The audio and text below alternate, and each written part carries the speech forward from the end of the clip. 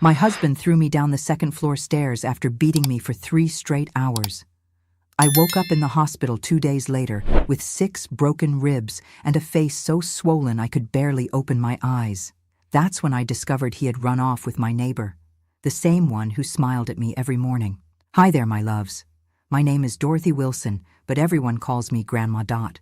I'm 73 years old, born and raised in Pikeville, Kentucky, coal country, but I've been living in Louisville for 40 years now. I ended up in this big city because of a story I'm going to tell for the first time online today. A story I've kept buried deep in my heart, like a thorn that hurts but that you can't remove. Subscribe to the channel, hit the notification bell, like this video, and leave a comment telling me where you're watching from, a little about yourself, or share a beautiful story. I'd love to know who you are, my virtual grandchildren. Now, let's get back to my story. I was born in 1951 in a simple house in rural Pikeville. My father, Mr. Anthony, worked in the coal mines. He came home every day with black dust in his hair that looked like snow. I thought it was beautiful, but now I know that dust slowly killed him, his lungs destroyed by that coal dust. My mother, Mrs. Elizabeth, took in laundry and made the best homemade bread in town. We were poor, but it never crossed my mind that we were missing anything in our lives. Our house was small but cozy. 2 bedrooms, one for my father and mother, another for me and my 2 sisters. A kitchen with a wood stove that stayed lit all day. A backyard with apple, peach, and cherry trees. And a vegetable garden my mother tended as if it were a palace garden. The smell of my childhood was bread coming out of the oven and freshly brewed coffee. The sound was the little battery radio playing Elvis Presley and my mother humming along. The colors were her flowered dress twirling as she swept the house, and the blue Kentucky sky that seemed cleaner than anywhere else in the world. My mother always said, "Dorothy, when you find a man, make sure he looks at you the same way your father looks at me." And it was true. My father looked at my mother as if she were the most precious thing in the world. Even after a full day breaking rocks underground, he would come home and hug her from behind while she cooked, kiss her forehead, and ask about her day. "A man who respects you respects everything you are," my father would say when he saw me daydreaming about the love stories in magazines. I never settled for less than that, my daughter. I grew up believing that love was like that. Simple, respectful, full of small gestures. I thought all men treated women the way my father treated my mother. The innocence of a girl raised in a good family. School was far away. I walked almost an hour to get there, but I didn't mind. I loved studying and dreamed of becoming a teacher. I had a way with words, reading everything I could get my hands on. My father, even with little education, encouraged me.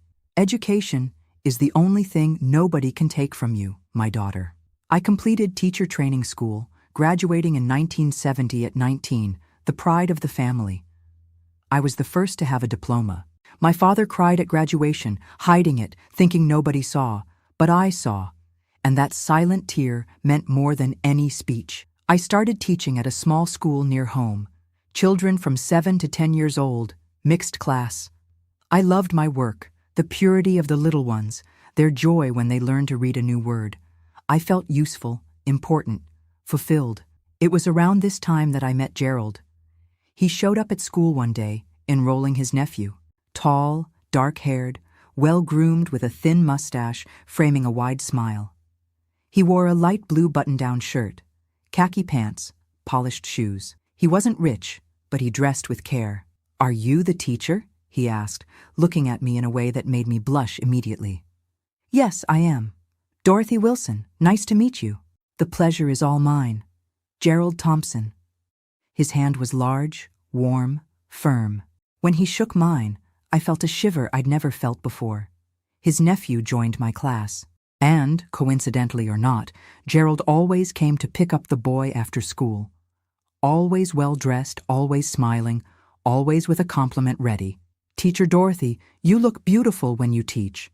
Your eyes shine. Excuse my boldness, but that dress was made for you. I admire educated women. Is there anything more beautiful than intelligence? I, a country girl, raised with solid values, but with no experience in dating, fell for it like a little duck. Each compliment was like water to my garden of romantic dreams. Each smile made my heart race like a galloping horse. One day, he invited me for ice cream after school. I was nervous.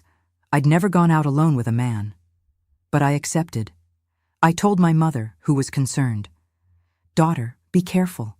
Men who are too handsome usually know they're handsome. But Mom, he's respectful. He hasn't even tried to hold my hand." "Not yet," she said, with the wisdom of someone who's lived. "Not yet." But who listens to mother's advice when your heart is beating fast? I went on the date, and it was perfect. Gerald was funny, intelligent, full of stories. He worked as a salesman for a furniture store in Pikeville. He dreamed of having his own business someday. "I want to provide comfort for my future wife," he said, looking at me in a way that made it clear who that wife would be. The courtship started slowly, always respectful, always within the limits I set. Gerald came to our house on Sundays, had lunch with my family. He won my father over with talk of baseball and politics. He won my mother over by helping wash the dishes afterward, something no man did in those days. "This young man seems good," my father commented after a few months. "But go slowly, my daughter. Just because he shows his good side doesn't mean there isn't a hidden bad side." Oh, how I wish I had listened to my father. In the first 6 months, Gerald was the Prince Charming from romance novels. He brought me flowers picked along the way, wrote me romantic notes, respected me as if I were made of crystal. Our kisses were affectionate. His hands never crossed the boundaries. "I want to do everything right with you, Dorothy," he would say. "You deserve a man who values you." And I believed him. Of course I believed him. Why wouldn't I? I had grown up seeing my father treat my mother this way, with affection, respect, dedication. I thought that was how every man treated the woman he loved. After a year of dating, the marriage proposal came. It wasn't a surprise to anyone. Gerald had already won over the whole family, was a regular at Sunday lunches, accompanied me to church. Everyone in Pikeville thought we made the perfect couple. The engagement was simple, at my parents' house. A small party with orange cake made by my mother, soda, snacks. My father gave an emotional speech, talking about how he had raised a daughter for the world and was now entrusting his treasure to another man to care for. "Take care of her as I did, my son," he said, firmly holding Gerald's shoulder. "She is everything I hold most precious. You can count on it, Mr. Anthony.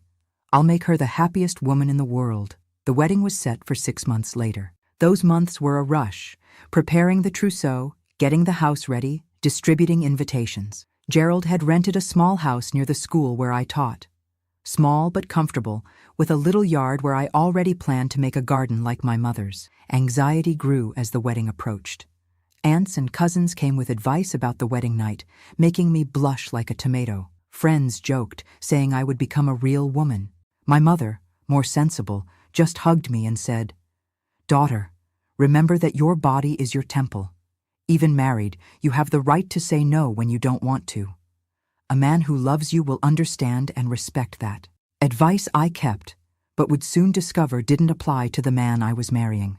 The wedding was in January 1972. I was 20, Gerald 27. The ceremony was at the First Baptist Church, where I had been baptized. I wore the wedding dress that my mother and aunts had hand-sewn, saving on every detail so I could have this dream come true. When I entered the church on my father's arm, I saw Gerald waiting for me at the altar. That wide smile, shining eyes, the rented suit that fit his body perfectly. I remember thinking, this is the man of my life. With him, I will be happy forever. The honeymoon was in Gatlinburg, Tennessee, at a simple inn near the mountains. Gerald had saved for months to give me this gift. In those days, spending a week in the mountains was a luxury for people like us. It was also the first time we slept together, that we really touched. Gerald was affectionate, patient with my inexperience. At first, at least. After 2 days, he began to show a more demanding, more authoritarian side in bed. "My woman has to satisfy me the way I like," he said one night, forcing me to do things that made me uncomfortable. I swallowed my tears and obeyed. He was my husband, after all. Wasn't that what wives did? Please their husbands? We returned to Pikeville and began our married life.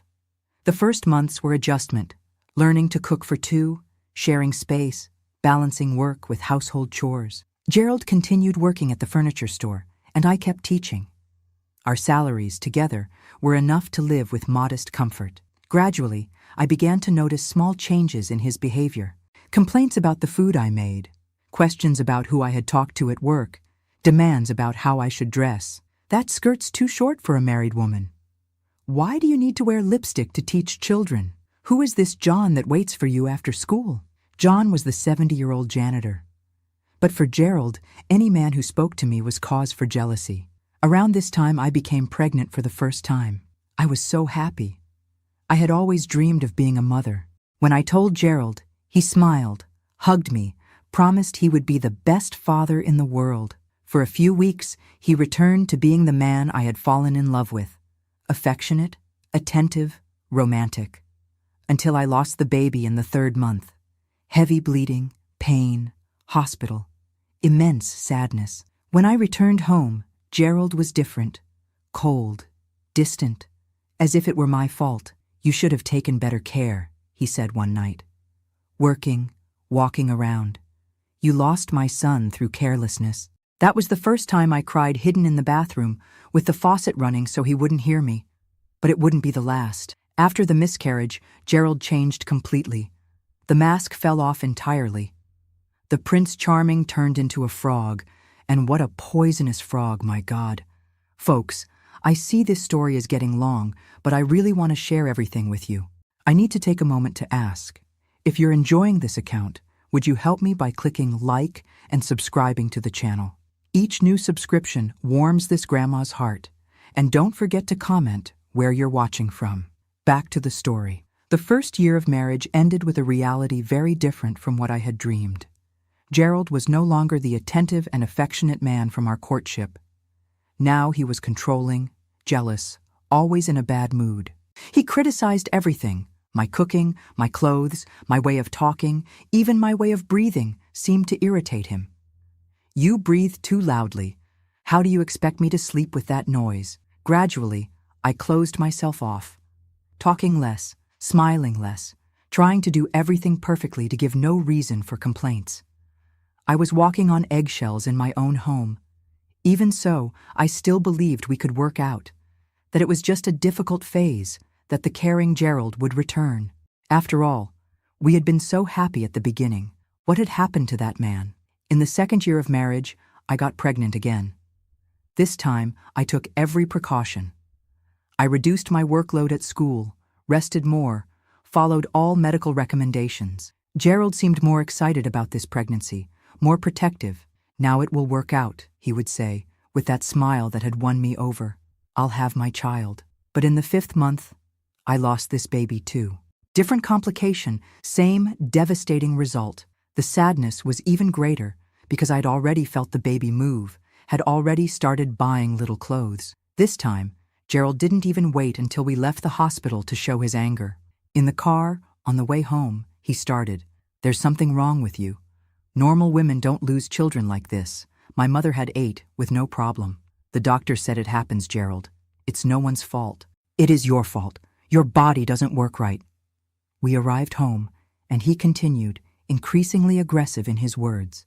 For the first time, I threw in his face everything that had been stuck in my throat for months. "And you think you help? With your bad mood, your criticism, your way of treating me like a maid?" That's when I received the first slap. Hard, in the face, throwing me against the wall. The taste of blood in my mouth, the shock greater than the pain. "Never talk to me like that again," he said through his teeth.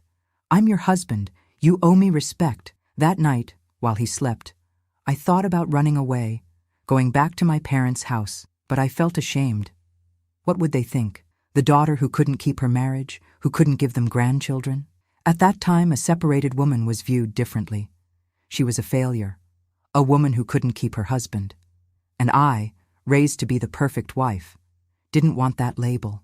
So I swallowed my tears and stayed. First mistake of many.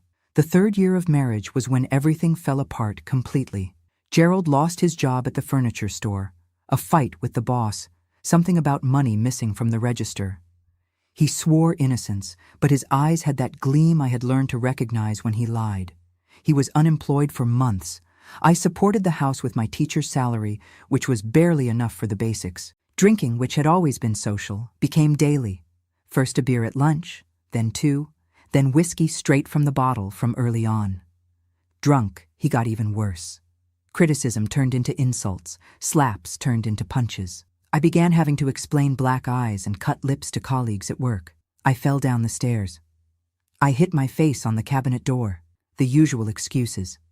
And people pretended to believe them because it was more comfortable than getting involved. My parents, who lived a few streets away, began to suspect. My mother asked me directly, but I denied it. My father looked at Gerald with suspicion on the rare occasions we still visited them. "Daughter, if something is wrong, you know you can come back home," my mother said one day when she caught me crying in the kitchen. "Everything's fine, Mom. It's just a difficult phase. It will pass." But it didn't pass. It only got worse. It was around that time that I noticed the neighbor getting closer. Marcia, a recently divorced woman, about 5 years older than me. Beautiful, blonde-dyed hair, always well-dressed even to stay at home. She worked as a cashier at the supermarket and lived alone in the house next to ours. At first, she was an angel. She brought me homemade cookies, asked if I needed help, talked to me when she saw me crying in the yard. She became a friend, a confidant. "He hits you? Honey, that's not normal. You need to get out of there."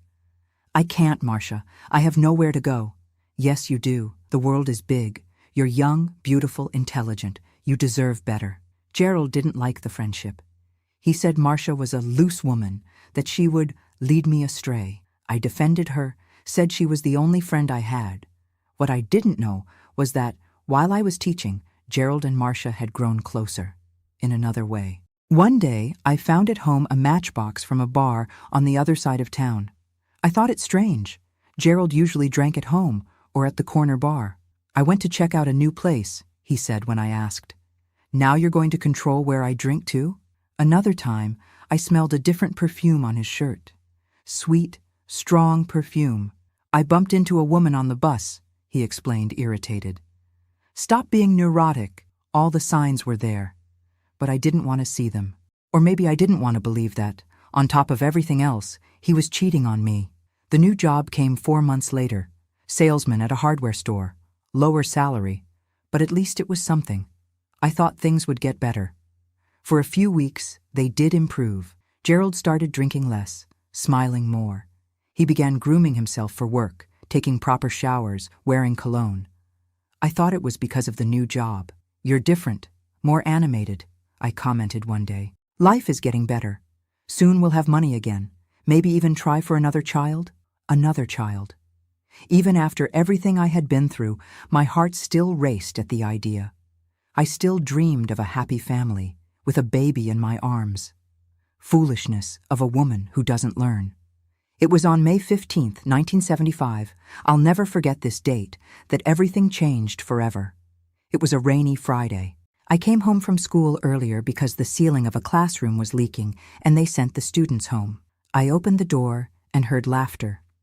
A woman's laughter coming from our bedroom. The world stopped. My heart stopped. I knew what I would find. But still, I wasn't prepared. I cracked open the bedroom door and saw Gerald and Marcia in my bed, in the place where I slept every night. I closed the door without making a sound. They didn't even notice.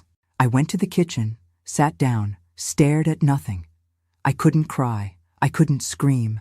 I just felt an immense emptiness. Half an hour later, I heard the back door opening and closing. Marcia sneaking out, not to be caught. Then Gerald came out of the bedroom, whistling.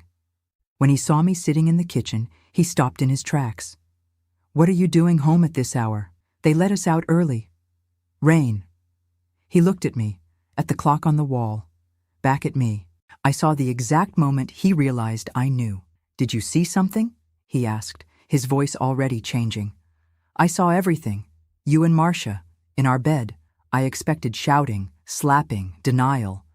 But he laughed, as if it were a joke. "And what are you going to do, huh? Who are you going to tell?" I got up from the chair, legs wobbly. "I'm leaving. It's over, Gerald." That's when he changed. The laugh turned into a growl. His eyes got small, dark. "You're not going anywhere. You're my wife. You only leave when I let you. I'm not a thing to have an owner. It's over.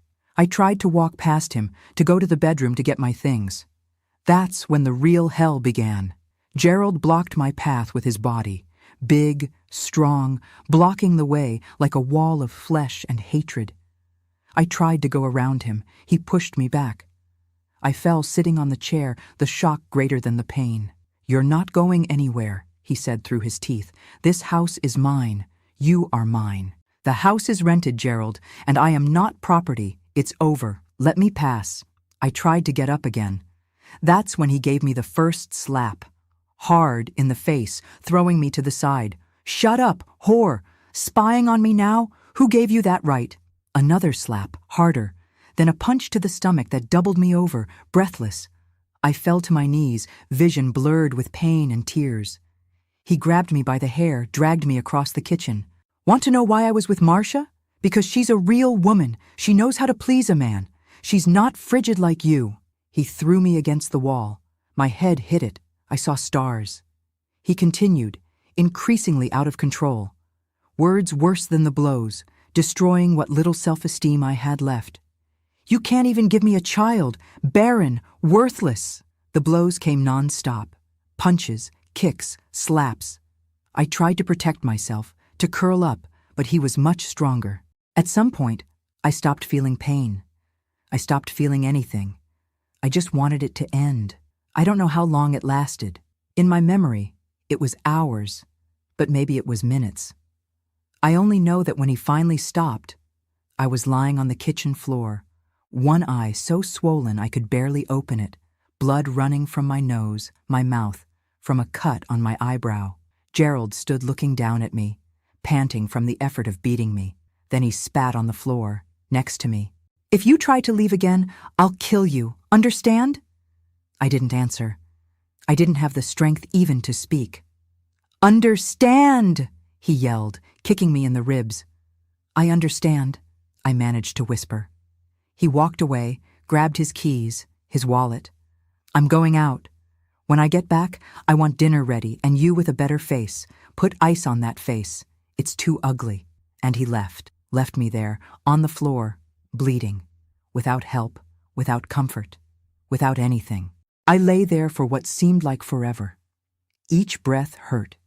Each movement was agony, but something inside me said I needed to get out of there, that if I stayed, he would kill me. I dragged myself to the telephone in the living room. I thought about calling my parents, but I knew my father would come kill Gerald and end up in jail. I thought about the police, but back then, police didn't get involved in couples fights. I called the only person I still trusted, my older sister, Lois, who lived a few blocks away. Lois, help me. Gerald, he beat me. Badly. I could barely speak between sobs and pain. My God, Dorothy, stay there, I'm coming. Lois arrived in 15 minutes, accompanied by her husband, John. When they saw me, they were in shock. Jesus Christ, we're going to the hospital right now, John said, picking me up in his arms as if I were a child. No, not the hospital. He'll find me there. To our house, then. Lois, get some of her clothes. Lois went into the bedroom and came back pale. John, there's blood on the bed. A lot of blood. And it's not hers. I understood immediately. Marcia, had Gerald done something to her too? Or was it another kind of blood? At that moment, I couldn't even think straight. They took me to their house. John was a construction worker, Lois a seamstress. They had a modest but tidy house with 2 small children who widened their eyes when they saw me in that state. Aunt Dot fell down the stairs, Lois quickly explained, sending the children to the backyard. She cleaned my wounds, put ice on the bruises, gave me painkillers. While caring for me, she spoke softly. How long has it been like this, Dorothy? Why didn't you tell us? I cried. I cried like I had never cried in my life. I told everything. The abuse that started after the first miscarriage, the daily humiliations, the cheating with Marcia. And why didn't you leave? Why did you put up with this? Shame. I thought I could fix it, that he would change. John, who was listening to everything from the door, shook his head. He won't change, sister-in-law. A man who hits a woman only gets worse. Never better. That night, I slept at my sister's house. heavy sleep of medication and exhaustion. When I woke up in the morning, every inch of my body hurt. My face so swollen, I barely recognized myself in the bathroom mirror. My God, what have I done with my life? Lois convinced me to file a report. We went to the police station. Me limping, leaning on her, wearing dark glasses to hide the most visible bruises. The officer who attended us seemed bored. He noted everything with the face of someone who had heard that story 1,000 times. "Ma'am, do you want to press charges against your husband?" "I do." "You know you'll need a medical examination, right? And that he could be arrested?" "I know." "Is that really what you want? You're going to destroy the man's life. Don't you want to think it over? Destroy his life? What about mine? Who cared about my destroyed life?" But I swallowed my outrage. "I'm sure. I want to file the complaint." I did the medical examination. List of injuries: multiple bruises on face and body, cut on left eyebrow requiring 6 stitches, 2 cracked ribs, head trauma, kidney injury. The doctor who examined me whispered as he noted, "If you go back home, he'll kill you next time." I didn't go back. I stayed at my sister's house while the police looked for Gerald. 3 days later, I received the news. He had disappeared. Taken clothes, documents, abandoned his job. "Ran away like the coward he is," my brother-in-law said. "Better this way, away from you." But there was still a detail missing in this whole story. Marcia, the neighbor, the lover, the friend, she had disappeared too. No one had seen her since that day. On the 4th day, I received an unexpected visit at my sister's house, the owner of the store where Gerald worked. "Sorry to bother you, Mrs. Dorothy. I know you're going through a difficult time." But Gerald disappeared without collecting his last paycheck, and Miss Marcia also vanished. "They ran away together," I said, my voice firmer than I expected. "It seems so. But before that, he came to the store, got an advance that I shouldn't have given, and took some construction materials in her car." "What materials?" "Cement, lime, tools." I thought it was strange. That's why I came to ask if you know anything about it. I didn't know, but a chill ran down my spine. Cement, tools, and the blood on the bed? Another week passed. My bruises started to improve. I could walk without so much pain. My parents, who had been traveling to visit my sick aunt, returned and were horrified by my condition and my story. "You should have told me before, daughter," my father said, his eyes watery. "I would have gotten you out of there after the first slap." "I was ashamed, Dad. I thought I would disappoint you." "Disappoint us? Never. The only disappointment was this man we chose so badly." I began to rebuild my life. I took medical leave from school. The principal, very understanding, assured me that my job would be there when I returned. I went to live with my parents again, in my childhood bedroom that remained intact, waiting for me. I was reconstructing myself, day by day, when the bomb dropped. It was a June morning, almost a month after Gerald's escape. The police appeared at my parents' house. "Mrs. Dorothy, we found your husband." My heart froze. Had he returned? Was he coming to get me? To kill me? Where? At Miss Marcia Gomes's small property on the outskirts of town. The two were there. Were? The officer exchanged glances with his colleague, uncomfortable. "You need to come with us." They took me to the property, a small piece of land that I didn't even know Marcia owned. There, a scene from a horror movie. Police everywhere, tapes isolating areas, people digging a hole in the ground. "What happened here? Your husband and Mrs. Marcia had a disagreement." Disagreement. What a strange word to describe what I saw next. Marcia's body was in an improvised grave at the back of the property. She had been brutally beaten, like me, but she didn't have the same luck. She died from her injuries. Gerald tried to hide the body in a poorly made mixture of lime and cement, the materials he got from the store. "And him?" I asked, in shock. "He tried to escape when we arrived. He reacted, was armed. There was a shootout." I understood what they weren't saying. Gerald was also dead. The following days were a blur, giving statements, hearing details I didn't want to know, understanding what had happened. According to what the police discovered, Gerald and Marcia had planned to run away together. He beat me that day and went to meet her at the property where they had arranged to meet. He took the construction materials because he intended to renovate the place. They had plans to live there. But there was a fight. Violent. The neighbors of the property heard screams but didn't intervene. Rural area, everyone minds their own business. When the shouting stopped, they saw Gerald digging a hole in the middle of the night. They only reported it because days later they smelled a strong, strange odor coming from the property. I should have felt anger toward Marcia. She betrayed my trust, slept with my husband, planned to run away with him, but I could only feel sorry for her.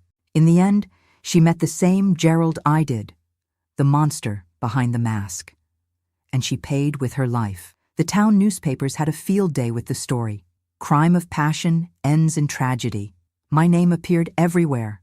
My wedding photo next to the photo of the body being removed from the property. I became the murderer's widow.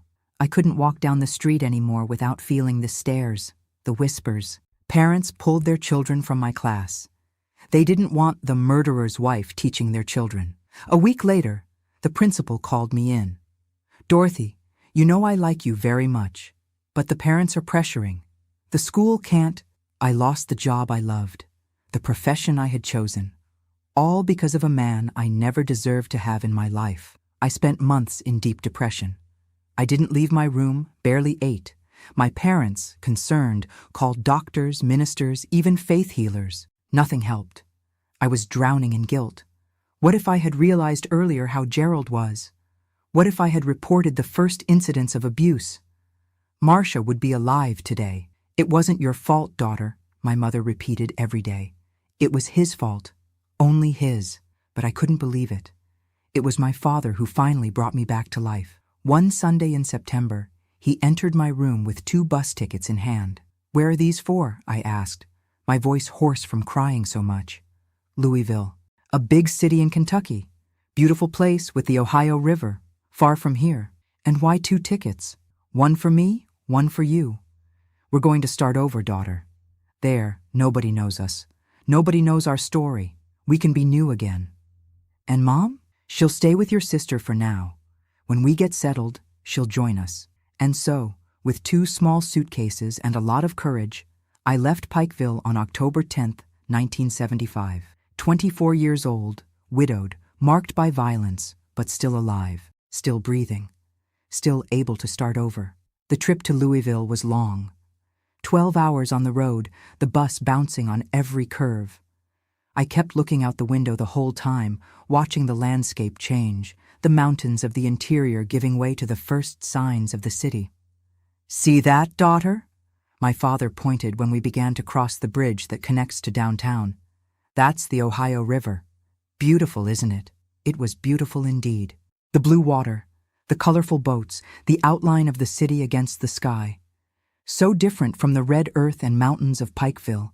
There, at that moment, I felt something I hadn't felt in months. Hope. We arrived with no place to stay, no job, knowing no one. But we had each other and the determination to build something new. My father, the practical man he was, already had a plan. In the first days, we stayed at a simple boarding house downtown. He would leave early every day, return at night, tired but optimistic. "There's work here, daughter. Lots of work. The city is growing. The port is full of jobs." A week later, he arrived with the keys to a small rented room in Butchertown, a simple but decent neighborhood. 2 weeks later, he was already working as a construction helper at the port. And me? I took longer to find myself. Fear still paralyzed me. Nightmares still woke me sweating in the middle of the night. The marks, visible and invisible, still hurt. But the big city has this advantage. Nobody asks where you came from or what you did. Everyone is too busy with their own lives. Louisville welcomed me like a mother receiving a lost child. The river, the wind with its hint of salt, the hills embracing the city. Everything seemed to say, "Welcome home, you belong here now." In those first months, I lived like a shadow. I rarely went out, spoke little, and hid at home while my father worked. Our small room in Butchertown was tiny but clean. Just one room with a small bathroom, 2 single beds, a 2-burner stove, a small table. Luxury for those who had nothing. From the window, I could see a sliver of the Ohio River between buildings. That little glimpse became my obsession, my comfort. On sleepless nights, I would watch the lights reflected on the water, counting boats, dreaming of distant places where nobody knew my name or my story. You need to get out, daughter. Get some sun, see people. My father insisted on weekends. He'd drag me to the waterfront park, still wild in those days. We'd walk on the sand, barefoot, warm water lapping at our ankles. Gradually, the tension in my shoulders eased. The permanent knot in my throat loosened. It was at the park that I met Lenore, a funnel cake vendor who set up her colorful stand every Sunday. A strong black woman with an easy smile and eyes that saw far beyond what we showed. "You're carrying too much weight, girl," she told me one day as she handed me a warm funnel cake. "You weren't made to carry so much." I don't know why, but those simple words opened the floodgates. I started crying right there, in front of her, her stand, her other customers. I cried like a lost child. Lenore didn't get flustered. She didn't ask questions. She just came to me, hugged me tight, and led me to a wooden bench behind her stand. "Cry it all out. Cry until you're dry. Then we'll talk." I cried for an hour. She stayed there, rubbing my back, murmuring words of comfort. When I finally stopped, exhausted, she offered me water, a piece of bread, a clean handkerchief. "Now tell me," and I did. For the first time since arriving in Louisville, I told my whole story to someone who wasn't family. I spoke about Gerald, the abuse, Marcia, the deaths, the escape to start over. Lenore listened to everything without interrupting. When I finished, she held my hands in hers, my small white teacher's hands between her large, calloused hands of the funnel cake vendor. "You survived, child. You know what that means? That you're stronger than everything that happened to you." Survivor. I had never thought of myself that way. I had always seen myself as a victim, as a failure, as a woman who couldn't keep her husband or see the danger signs. "Come work with me," Lenore continued. "Not at the park. I have a small diner in the Haymarket district. I need help, and you need a reason to leave the house." My father was wary at first. Strange woman, unknown man. But when he met Lenore and her husband Samuel, he changed his mind. He saw in them what I had seen. Good, genuine people with no ulterior motives. I started working at the diner in January 1976. I washed dishes, cleaned tables, helped at the register. At first it was difficult. The noise of the market scared me. Men made me tense. Every shout made me jump. But Lenore had infinite patience. "One day at a time, child.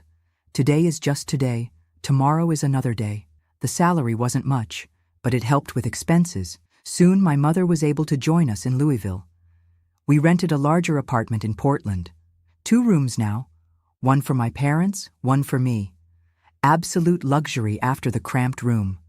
With my mother nearby, I improved faster. She brought from Pikeville the old recipes she loved so much, the pots of plants she cultivated on the windowsill, the colorful embroidery that gave life to white walls. She brought the smell of home, of childhood, of simpler times. "This city is good," she would say, while watering the plants. "It has open air, has horizon. We breathe better here." I did breathe, deeper and deeper, with less and less fear. The nightmares became less frequent. I began to sleep entire nights, to wake up rested. I began to smile again, first timidly, then more frequently. At the market, I met people of all kinds. Dock workers with stories of the deep river, ladies who sold herbs and prayers, children who ran between the stalls, stealing fruit when no one was looking. Homeless people who slept in the corners, for whom Lenore always saved a coffee and bread at the end of the day. Everyone has a story, child. Everyone carries pain. Some show it, others hide it. But everyone bleeds inside. Lenore's simple wisdom healed me more than any therapy, which I couldn't afford anyway. She taught me to look beyond my own pain, to see the suffering of others, to understand that I wasn't alone in the struggle. It was at the market that I also rediscovered something I had lost, the pleasure of teaching. I began giving informal classes to the children of vendors after hours, children who often missed school to help their parents at the stalls. I used overturned crates as desks, wrote with charcoal on pieces of cardboard. I had no books, no decent notebooks, but I had willingness, and the children were hungry to learn. "Are you a real teacher?" asked little Timmy, son of a fish vendor, while I explained division using seashells. "I was, once." "And why did you stop?" "Because life sometimes takes away what we love most." "And can't you get it back?" The innocent question hit me like lightning. Why not? Why couldn't I take back what was rightfully mine by vocation? The fear of Gerald no longer existed. He was dead. The shame of the story. No one in Louisville knew my past. That night, I talked with my parents about going back to school, getting a college degree, an official diploma. "This is what I want, Dad. To be a teacher again. For real. With a classroom, students, chalk in hand." My father, who never stopped believing in me, smiled in a way that lit up the entire room. "If that's what you want, daughter, that's what you'll have." It wasn't easy. I worked all day at the market, studied at night. When the University of Louisville opened spots for the education program, I signed up. I took the entrance exam at 26, competing with young people fresh out of high school. I passed, in 20th place, but I passed. It was the beginning of my true reconstruction. University life opened horizons I didn't know existed. Ideas, debates, books, different people. I learned about John Dewey and his progressive education, about Montessori and her child-centered method, about theories and practices that transformed lives through education. While studying, I continued giving my informal lessons at the market. Now, with more technique, more foundation, the children responded with increasing enthusiasm. The parents began to notice the difference. Children who previously could barely write their names now read small texts, did math, asked about the world. "What you're doing with these children is a miracle," Lenore commented one day. "They arrive here with dead eyes, leave shining." It's not a miracle. It's education. It's showing them they can be more than they think they can. In 1979, in my last year of college, an opportunity arose to intern at a public school in Smoketown, a poor neighborhood on the outskirts of Louisville. It was far, the public transportation poor, the salary almost symbolic, but it was a real classroom. It was a chance to go back to doing what I loved. I took on a literacy class. 30 children between 6 and 10 years old, many repeaters, some who had never set foot in a school before. The room was small, stuffy, with broken desks and a cracked blackboard. But to me, it was a palace. On the first day, I looked at those children. Messy hair, clothes often too big or too small, looks ranging from fear to curiosity, from aggression to hope. And I saw myself in them. Vulnerable, but strong. Hurt, but whole. Survivors, like me. "My name is Teacher Dorothy," I introduced myself. "And I'm here because I believe in you more than you believe in yourselves." It was there, in that stuffy public school classroom, that I finally understood. Everything I had lived through had a purpose. Each pain, each humiliation, each moment of despair brought me to that place, made me the teacher those children needed, someone who understood what it was to fight against the impossible, someone who knew what it was to start over from zero. At the end of the year, I managed to teach 28 of the 30 children to read and write. The other 2 had learning difficulties that required specialized monitoring, something I fought to get for them. The principal, impressed with the results, offered me a permanent contract as soon as I graduated. "You have a gift, Dorothy. These children need you." In December 1979, at 28, I graduated in education. My parents were at the graduation, as proud as if I had won a Nobel Prize. Lenore and Samuel, too, bringing a huge basket of pastries that fed the entire party. My classmates, most 10 years younger than me, elected me class speaker. "It's never too late to start over," I said in my speech. "It's never too late to be who you should have been before life interrupted you." Life was finally getting on track. I had a profession, had purpose, had family and friends who loved me. The past still hurt when touched, but it no longer bled. That's when the past came knocking at my door. It was a March afternoon in 1980. I was in the classroom teaching my little ones to read when the principal appeared at the door. "Dorothy, someone wants to talk to you. It's urgent." In the hallway, a woman was waiting for me. About 50, graying hair, face marked by life. I didn't recognize her immediately. "Dorothy, I'm Nancy, Gerald's sister. The world stopped. The name I hadn't heard in almost 5 years, that I avoided even thinking about. Gerald. The man who nearly killed me. The man who killed another and died running from the police. What do you want? I managed to ask, my voice trembling. We need to talk. It's about my nephew. Nephew? Gerald didn't have children? Not with you, with Marcia. The revelation fell like a bomb. Marcia was pregnant when she died? There was a child? A son of Gerald walking around in the world? She had the baby before. Before what happened, Nancy continued. She left him with my mother when she went to meet Gerald at that property. Nobody knew, not even the police. And why are you looking for me now? My mother died last month. The boy stayed with me, but I'm sick. Cancer. I can't take care of him anymore. And what does that have to do with me? You were Gerald's wife. Legally, you're the closest relative after me. You're asking me to care for the child of the man who almost killed me? With the woman he cheated on me with? She lowered her eyes, ashamed. I know it's a lot to ask. But the boy isn't to blame. He's 4 years old. He's an innocent child. Where is he now? In the car, with my husband. Do you want to see him? I didn't want to. I wanted to run, scream, deny that absurd reality. But a force greater than fear made me say yes. We went to the parking lot. An old car was parked under a tree. A man sitting at the wheel waved when he saw us. In the back seat, a child looked out the window. Small boy for his age, black hair, big eyes. When he saw me, he smiled a smile I knew well. The same smile that once enchanted me on Gerald's face. Aunt Nancy, who's that lady? She's a friend, Lucas. A friend who's going to take care of you for a few days. Days. She had said days. But her eyes said something else. I can't, I said softly, so the boy wouldn't hear. It's too much for me. He has no one else.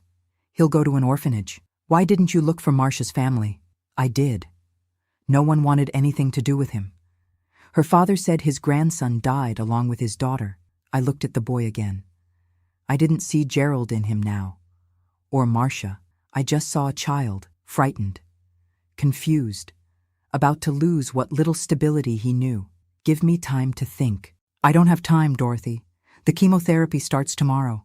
I can't take care of him like this. One day? Give me 1 day. She hesitated, then agreed. I'll come back tomorrow at this same time. If you don't want to keep him, I'll go straight to social services. I spent the night awake. I walked along the river until dawn, talking to the water, to the stars, to the ghosts of my past. How could I raise Gerald's son? How would I look at that face every day and not see the man who destroyed my life? But how could I condemn an innocent child to grow up without family, without love? I, who knew what it was to be marked by a story I didn't choose. In the morning, still without an answer, I went to teach. I looked at my students. Children who had taught me so much about forgiveness, about new beginnings, about seeing beyond the scars. I thought about little Lucas, who didn't ask to be born to those parents, who didn't ask to be abandoned. During the break, I called my parents. I need to tell you something. It's complicated. I explained everything. I waited for the negative reaction, the shock, the refusal. Bring him home, my mother said simply. What? The boy. Bring him home. If he's going to be your son, he's going to be our grandson too. Mom? He's Gerald's son. So? The child isn't to blame for who his father is, or his mother. That afternoon when Nancy returned, I already had my answer. I'll keep him, she cried. She took a folder with documents from her purse, birth certificate, vaccination card, some photos. Thank you. I know I didn't deserve this from you. Lucas came to me, curious but cautious. I squatted to be at his height. Hi, Lucas. Remember me? I'm Dorothy. Am I going to live with you? You are. There's a park near my house.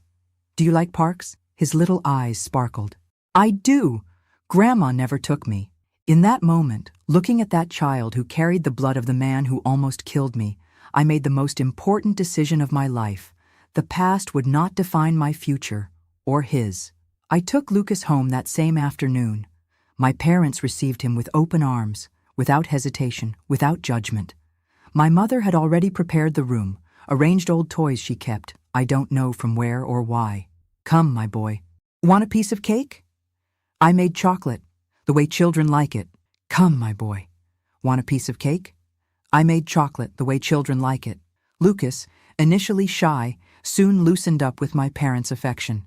For the first time, I saw him smile without reservations, a smile of a child who feels safe. Lying in bed that night, listening to the quiet breathing of the boy now sleeping in the room next door, I understood that life had given me a chance to heal not just myself, but to interrupt a cycle, to prevent the hatred, the violence, the pain that Gerald carried from passing to another generation. I would be a mother, in a way I never imagined, in circumstances no one could predict. But I would, and I would do differently from everything I had experienced. Tomorrow, for the first time in many years, seemed brighter than yesterday. Raising Lucas changed everything. The first months were adaptation, him asking about Aunt Nancy, crying at night, finding the new house, the new family strange. Me learning to be a mother suddenly, at 29, of a 4-year-old boy who carried in his blood a history I so wanted to forget. Why doesn't Aunt Nancy come get me? He asked, almost every day. She's sick, my dear. She needs to stay in the hospital to get better. And then when she gets better, will I leave? The question broke my heart. The insecurity in his eyes, the fear of new abandonment. No, Lucas, this is your home now. Forever. Explaining the situation to a child that age was a daily challenge. How to say that his biological father had killed his biological mother? How to explain that his aunt probably wouldn't survive cancer? How to make him understand that now I was his mother, not by blood, but by choice? I adapted the truth. Small doses, appropriate for his age. Your father and mother had to go to heaven, but before, they asked me to take care of you. It wasn't a complete lie. Somewhere, I believed that Marcia, if she could choose, would prefer to see her son with someone who loved him, even if it was me. I enrolled Lucas in school, bought clothes, toys, children's books, adapted work hours to be with him. My parents helped when I taught. My father already retired, my mother always at home. We made it work. A few months later, I received the news. Nancy had passed away. The cancer faster than the doctors predicted. I told Lucas gently, "Your Aunt Nancy is now in heaven too, with your father and mother." He cried, of course, but less than I feared. He was already getting attached to the new family, already calling me Aunt Dot with affection in his voice. In July that year, 1980, I made another important decision, to legally adopt Lucas. The lawyers said it would be a simple process, since I was the widow of the biological father and there were no other relatives wanting custody. When the judge asked if I was sure, I looked at the boy playing in the corner of the courtroom, oblivious to the moment that would change our lives forever. I am more certain of this than anything else I've ever done. In October, Lucas Thompson officially became Lucas Wilson, my son before the law, as he already was in my heart. Raising a child alone in the 80s, being a public school teacher, wasn't easy. Money, always tight, had to stretch to cover all needs. School uniform, teaching materials, doctor when he got sick, clothes he outgrew too quickly. I took extra classes at night, gave tutoring on weekends to children from wealthier families. Every penny mattered. Every sacrifice was worth it when I saw Lucas growing up healthy, happy, secure. In 1982, I received a proposal to be a pedagogical coordinator at the same school where I taught. Better salary, fewer hours in the classroom, more responsibility. I accepted immediately. "Mom, are you a boss now?" Lucas asked when I told him, his eyes wide with admiration. "Not exactly, son. I'm just going to help other teachers be better for the students. Like you do with me when you teach me lessons? Similar. But you're still my favorite student." His smile lit up my world. How could a child born of so much pain bring so much light? That same year, we bought our first house. Small, in a simple neighborhood, but ours. 2 bedrooms, one for me, one for Lucas. A yard where I planted the same flowers my mother grew in Pikeville. My parents continued in the apartment in Portland but came to visit us every weekend. For the first time since I left Pikeville, I felt truly established, with roots, with a future. Lucas grew up too fast. At 8, he was already a smart, curious boy with a special talent for drawing. He filled notebooks with sketches, landscapes, people, imaginary animals. "Where does this gift come from?" I asked my mother, watching Lucas draw intently. "His mother, maybe?" "Did you know if this Marcia drew?" I didn't know. I knew so little about the woman whose place, ironically, I had taken in Lucas's life. About Gerald, I preferred not to see anything in the boy, although sometimes a gesture, an expression would catch me off guard, bringing memories I preferred buried. In 1985, at 34, I met Anthony. A math teacher transferred from Tennessee. He started working at the same school as me. A gentle, calm man with infinite patience to explain fractions and decimals to frustrated children. "Are you the coordinator, Dorothy?" "Pleasure, Anthony Parker." Firm but not intimidating handshake. Direct but respectful gaze. Discreet smile without pretension to charm. I began to notice him during breaks. In the way he treated students with difficulties, without rush, without judgment. How he listened to the doubts of younger teachers without mansplaining. How he brought coffee to the secretary when she was overloaded. Small gestures that spoke more than grand declarations. One day, Lucas had an appendicitis attack. He needed emergency surgery. I was desperate. Called the school to say I wouldn't be coming. Anthony showed up at the hospital hours later. "I came to see if you need anything. I can get clothes, food, whatever you need." The kindness touched me. I wasn't used to receiving help from men who weren't my father. "Not necessary, but thank you. My parents are on their way." "I understand, but I'll stay here with you until they arrive. No one should wait alone in a hospital." He stayed. We talked about everything and nothing. About books, movies, places we'd like to visit. About education, about dreams for our students. About coffee. He preferred freshly brewed. I liked instant for practicality. When my parents arrived, I thought he would leave. But he stayed. Bought lunch for everyone, made jokes to ease the tension, waited until Lucas came out of surgery, and we knew everything was okay. "Thank you for today," I said when he was finally leaving. I did what any friend would do. "Are we friends?" "I'd like us to be." Friendship turned into bi-weekly dinners. Dinners turned into Sunday outings. Outings turned into shy kisses when Lucas was asleep. I was afraid. So afraid. The memories of Gerald still haunted. The violence, the betrayal, the pain. How could I trust another man? How would I know that Anthony wouldn't change later, as Gerald had changed? "You deserve to be happy, daughter," my mother would say. "Don't let a ghost steal your future." Anthony was patient. He didn't pressure, didn't demand, didn't require.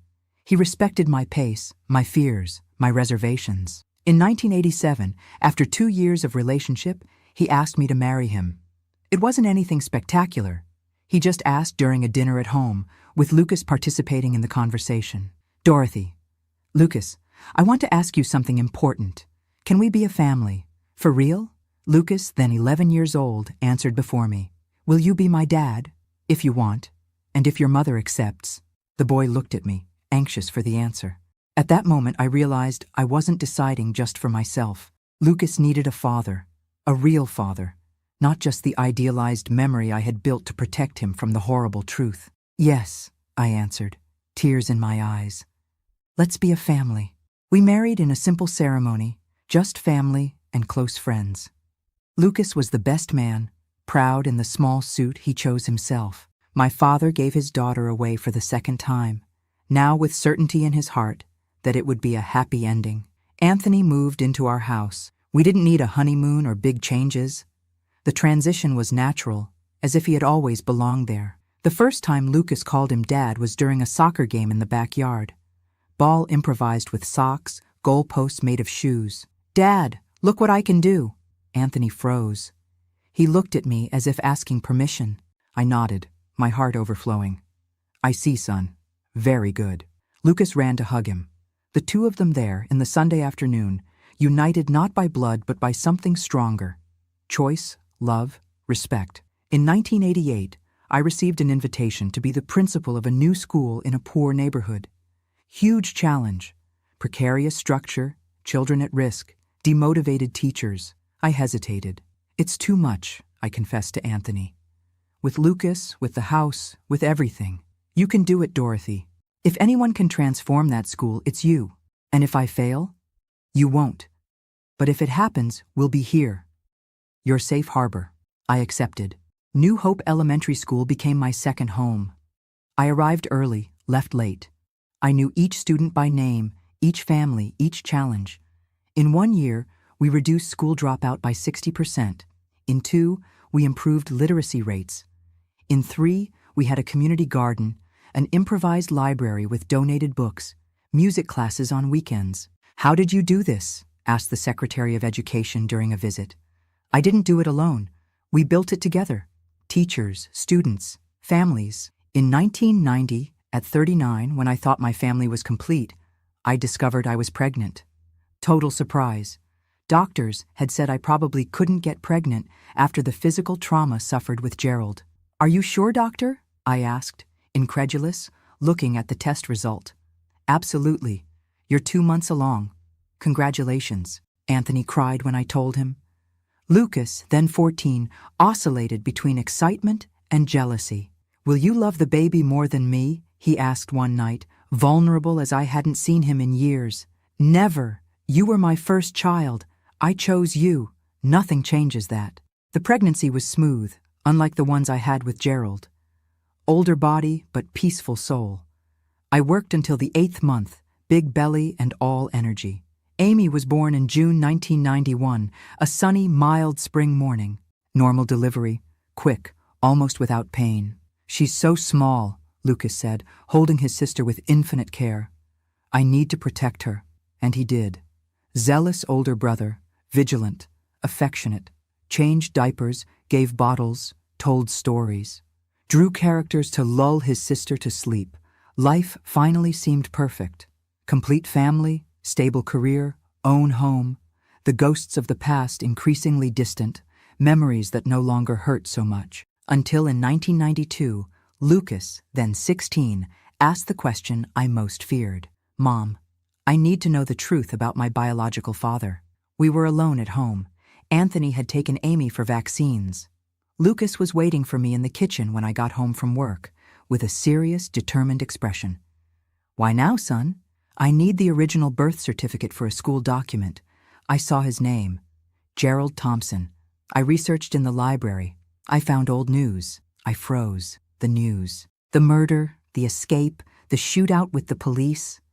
My name in the headlines as the murderer's widow. Everything I had tried to protect him from. Son, is it true? Did he kill my biological mother? Did he beat you? I sat down, legs wobbly. The moment I had postponed for 12 years had finally arrived. It's true, Lucas, but it's more complicated than the news tells. And I told him everything. The complete story. Without softening, without hiding. He deserved the truth, as painful as it was. I told about the courtship, the marriage, the first aggressions, the miscarriages, the drinking, the unemployment, Marcia, the betrayal, the escape, the day Gerald almost killed me. I told about the property, about how the police found the bodies, how Nancy appeared years later with him, still a baby, how I made the most important decision of my life, to be his mother, despite everything. Lucas listened in silence, silent tears running down his face that already showed traces of the man he would soon become. So I'm the son of a monster, he finally said, his voice choked. No, Lucas, you're my son, of the one who raised you, loved you, educated you. But his blood runs in me. What if I'm like him? What if one day Never. You'll never be like him. You know why? Because you grew up with love, with respect, with values. Gerald didn't have that. How can you be sure? Because I've been watching you for 12 years. I see how you treat your sister, how you respect the girls at school, how you help the weaker ones. Your character is already formed, son. And it's beautiful. He cried in my arms, cried like when he was little and had nightmares. But this time, the nightmare was real. It was his origin. It was his blood. Thank you for wanting me, Mom. Even after everything he did, it was the best decision I ever made in my life. You saved me as much as I saved you, and it was true. Lucas gave me purpose when I needed it most. He taught me to trust again, to love without fear. He made me believe in second chances when I thought my life was over. That night, when Anthony returned with Amy, I told him what had happened. He understood, as always. I'll talk to him, man to man. The two stayed for hours in the yard, talking under the stars. I don't know what Anthony said, but when they returned, Lucas was lighter, more serene. Dad says he wants to adopt me officially, Lucas commented later. So I can have his name too. Can I? Of course you can, if that's what you both want. I do. I want to be a Parker. Like you. In 1993, Lucas Wilson officially became Lucas Wilson Parker, a name that carried all his stories, the mother who chose him in Wilson, the father who accepted him in Parker. Life went on. Lucas graduated from high school with excellent grades. He won a scholarship to architecture school, his gift for drawing finding professional purpose. Amy grew up smart, talkative, curious about everything. In 1996, at 45, I received the Kentucky Educator of the Year award, recognition for the work we transformed together. Me, teachers, community. This award isn't just mine, I said in the speech. It's from every child who believed they could do more, from every family that trusted education as a path, from every teacher who didn't give up despite the difficulties. Lucas and Amy were in the audience, proud. Anthony filmed everything with a new camera, a wedding anniversary gift. On the way back home, Lucas, then 20, said something I will keep forever. When I grow up, I want to be like you, Mom. Someone who transforms lives. You already transformed, son. You transformed mine. The girl who once fled Pikeville with a broken heart and a marked body had succeeded. Not just surviving, but living fully. Not just existing, but making a difference. At 73, looking back, I see that each piece of my story, even the most painful ones, brought me here. To this moment, sharing with you what I learned, that life can break us, but we are the ones who choose how to glue the pieces back together. That the past shapes, but doesn't determine. That forgiveness, especially of ourselves, is the most difficult and necessary path. And that family isn't made of blood, but of daily choices, of love that remains even when it would be easier to give up. Today I look at my hands, wrinkled, spotted by time, with blue veins standing out like rivers on an old map, and think of everything they've already done. Held chalk in crowded classrooms, wiped tears from frightened children, shook the hands of grateful parents, cradled my children, caressed my husband, cultivated flowers in the yard of the house we built together. These same hands that once trembled with fear now move with the assurance of someone who knows exactly who they are and why they're here. The 2000s arrived with Lucas, a graduate architect working in a respected firm in Louisville. Amy finishing high school, dreaming of medical school.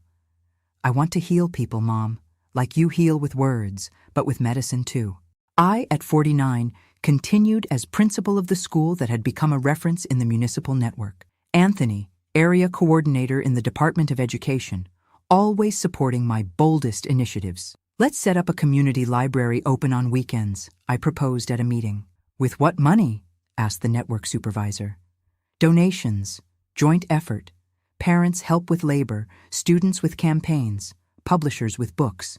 Money isn't the only resource we have, and so it was. In 6 months, we transformed an abandoned hall into a vibrant reading space. Teenagers who once wandered the streets were now discussing Mark Twain, Maya Angelou, Toni Morrison. In 2002, Lucas married Jennifer, a college colleague.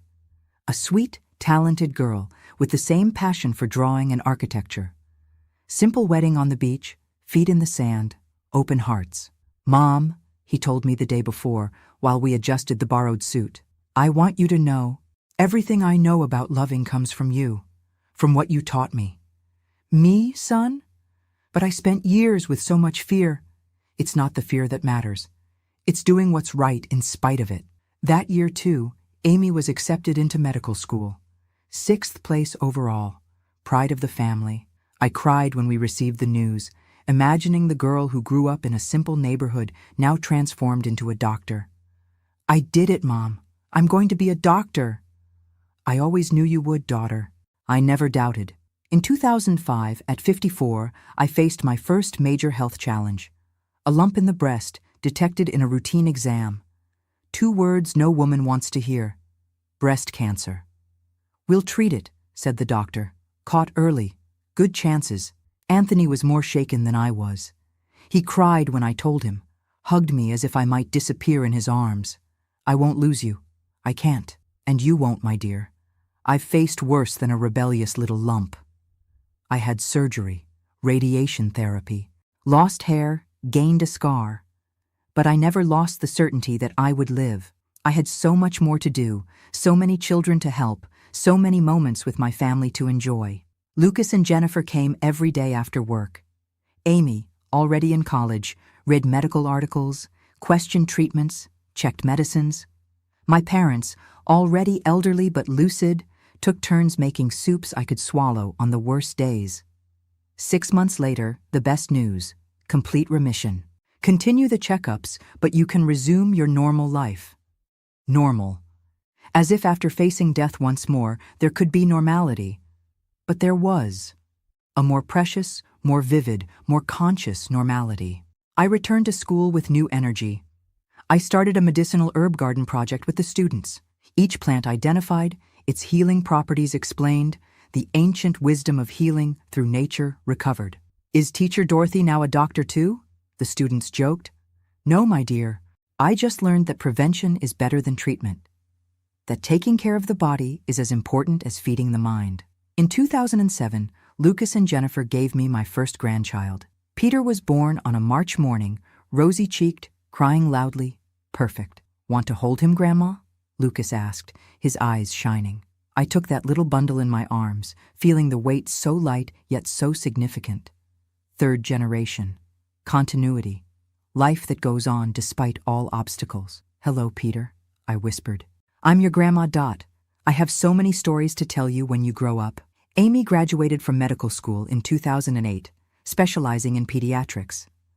I want to take care of children, Mom, like you always did, but in my way. In 2010, at 59, I made the difficult decision to retire from school. Almost 20 years as principal, transforming not just the physical structure, but mentalities. It was time to pass the baton. But, Mrs. Dorothy, the school is you, argued the new Secretary of Education, trying to convince me to stay. It can't be. A school belongs to the community, to the students, to the parents, to the teachers. If it depends on just one person, it's not an institution. It's a personal project. I spent months preparing my successor, a young, dedicated teacher full of her own ideas. I created manuals, documented processes, shared lessons learned in practice that no college teaches. How do I know if I'm ready? She asked on my last day. We're never completely ready, but we're always capable of learning and improving. That's enough. Retirement opened a new chapter. Time to travel with Anthony, to see places we had only seen in photos. Time to visit Lucas and family, now with a second grandchild on the way. Time to follow Amy's career, who was starting residency at a children's hospital. Time, finally, to try to reconcile with the past. In 2012, at 61, I made the trip I had postponed for decades. I returned to Pikeville. Are you sure you want to go? Anthony asked, concerned. You don't have to. Yes, I do. I need to close the circle. Pikeville had changed, grown, modernized, lost much of the small-town air I remembered. But some things remained. The big sandy river still cut through the town. The mountains still embraced the horizon. The heat still melted asphalt in July. I visited the house where I grew up, now a business, a clothing store. I visited the school where I gave my first classes, still functioning, new teachers, new children, same challenges. I visited places I avoided in memories, the house where I lived with Gerald, the market where I bought groceries, the church where I was married the first time. Looking for someone, ma'am? Asked a young attendant at the pharmacy that used to be Mr. John's store. Looking for ghosts, I replied, smiling. But I think they've gone away. And they had indeed. Looking at those streets, those buildings, I no longer felt the overwhelming weight of the past. I no longer saw Gerald at every corner, no longer heard his screams in every echo. I saw just a town, neither good nor bad. Just a place where part of my story happened. On the third day, I visited the cemetery, not to see Gerald's grave. I never knew where he was buried, nor did I want to know. I went to see my in-laws, who died while I was still married. Simple people who couldn't control the son they raised, but who always treated me with kindness. "Rest in peace," I murmured, leaving simple flowers. I bear no grudge, and I really didn't. Time had softened even those most painful memories. Anger, fear, resentment, feelings that consume more those who carry them than their targets. I had learned to let go. I returned to Louisville lighter, as if I had left in Pikeville the last ties that still bound me to the past. "How was it?" Anthony asked when he picked me up at the terminal. "Liberating." In 2015, at 64, I lost my mother. Sudden stroke, quick death. She was tending to the plants on the porch when she simply collapsed. When the ambulance arrived, she'd already departed. A different pain from all the previous ones. Not the traumatic pain of violence, not the pain of abandonment or betrayal. Natural pain, part of the life cycle. A daughter burying a mother, an expected order, but never really accepted. "She seemed so well," my father lamented at the funeral, seeming to have aged decades in one day. "She was well, Dad. Happy, surrounded by love. What better way to go?" My father followed her 8 months later. "Died of longing," said the neighbors. Perhaps. Or perhaps he simply no longer knew how to live without the companion of almost 60 years. Soulmates that not even death could separate for long. We inherited their apartment. We didn't have the heart to sell it. We transformed it into a community space where I offered free literacy classes for adults. A way to honor my mother, who valued education so much, and my father, who said that education is the only thing nobody can take from you. In 2018, Amy married a fellow doctor. Richard, an anesthesiologist, a calm man who brought peace to my daughter, always so intense, so passionate about everything she did. "He calms me, Mom. He's like a safe harbor in the storm that I am." The best marriages are like that, daughter. Complementary. One brings what the other needs.